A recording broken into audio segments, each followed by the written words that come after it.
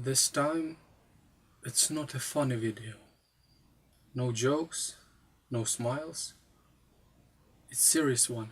I want to tell you about one of the biggest mysteries of 20th century happened in Soviet Union. Dyatlov Pass incident. It happened between 1st and 2nd February 1959 under unclear circumstances. 9 ski hikers were found dead in the northern Ural Mountains. It was a group of Ural Polytechnical Institute students who had established a camp on the slopes of Kholat Syakhl in an area now named in honor of the group's leader, Igor Dyatlov. Kholat Syakhl is the name given to the mountain by a little Ural nation called Mansi and is translated as Dead Mountain.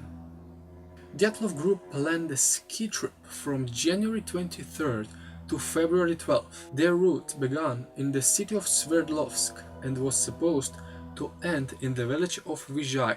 They had to send a telegram to their university that they had safely reached their final destination, but they didn't. The searches began 8 days later.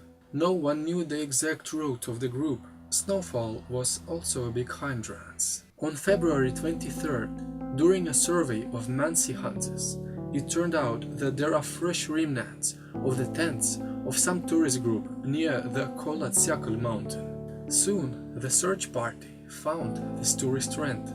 The tent was only partially visible from under the snow. One of the tent sides was cut and torn. There were no people alive or dead.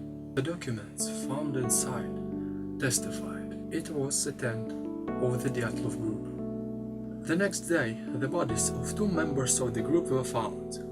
The bodies lay next to each other near the remnants of a small fire which went into the snow next to a large cedar. Rescuers were struck by the fact that both bodies were stripped to their underwear. Small things and scraps of clothing were scattered around the bodies.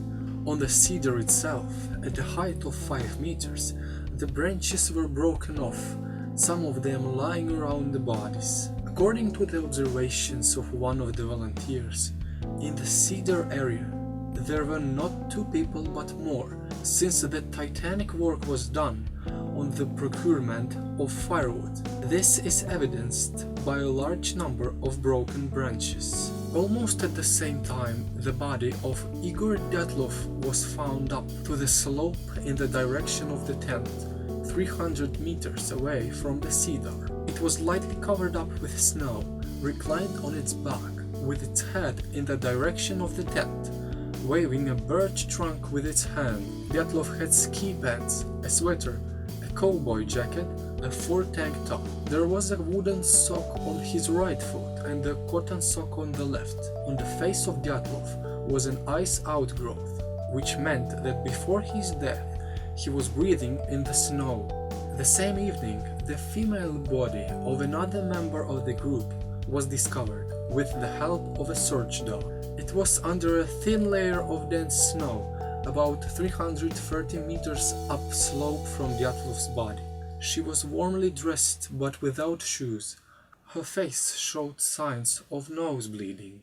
A few days later, on March 5th, 180 meters from Dyatlov's body, under a layer of snow, another body was found. He was also quite warmly dressed. He had 4 pairs of socks on his feet.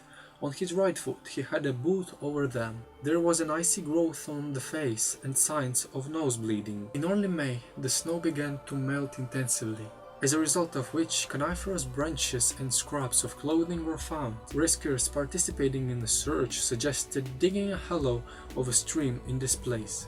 Upon further search, the bodies of the remaining tourists were found in a hollow under a layer of snow from 2 to 2.5 meters.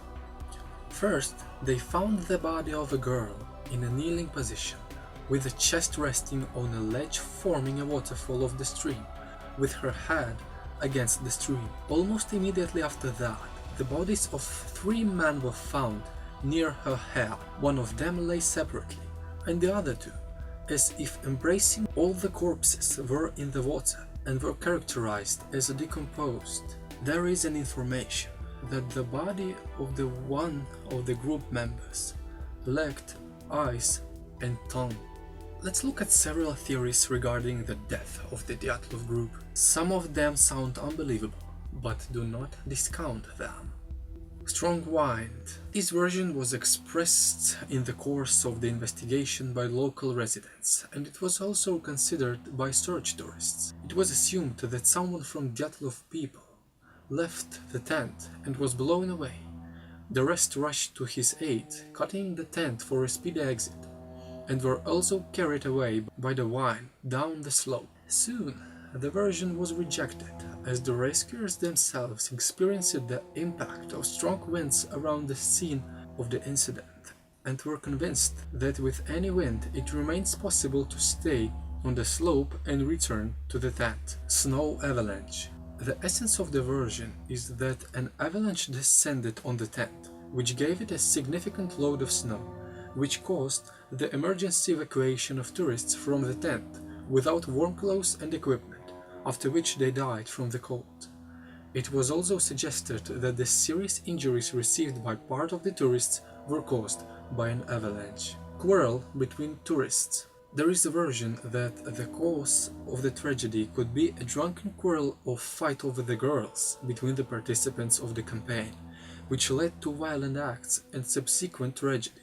This is not mentioned in the criminal case file. Experienced tourists reject this version. Secret agents. There is a conspiracy theory, according to which several members of the Dyatlov group were undercover KGB officers. For those of you who don't know, KGB is a Soviet Union main security agency.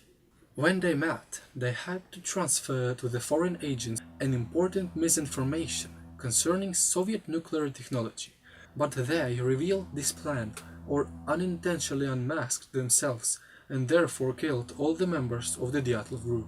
New weapon. According to some versions, Dyatlov's group came under the blow of some test weapon, an ammunition or a new type of missile. It is believed that this provoked the hasty abandonment of the tent and possibly directly contributed to the death of people. Russian journalist Alexander Gurshin published a version that the group was the victim of a bomb test, most likely a neutron one, after which, in order to preserve state secrets, the death of tourists in extreme natural conditions was staged. Nowadays, tourists from all over the world come to the place of death of the Dyatlov group. In 2013, the American film Dyatlov Pass incident was released, telling about the modern American expedition to the Dyatlov Pass. Finally, I would like to say that not a single theory has been conclusively proven. The secret of the Dyatlov Pass has remained a secret. Write in a comment your theory of what happened. Perhaps your comment will be the solution to this terrible event. Thank you for watching. If you would like to see more mysterious videos on my channel, press the like button. Good luck!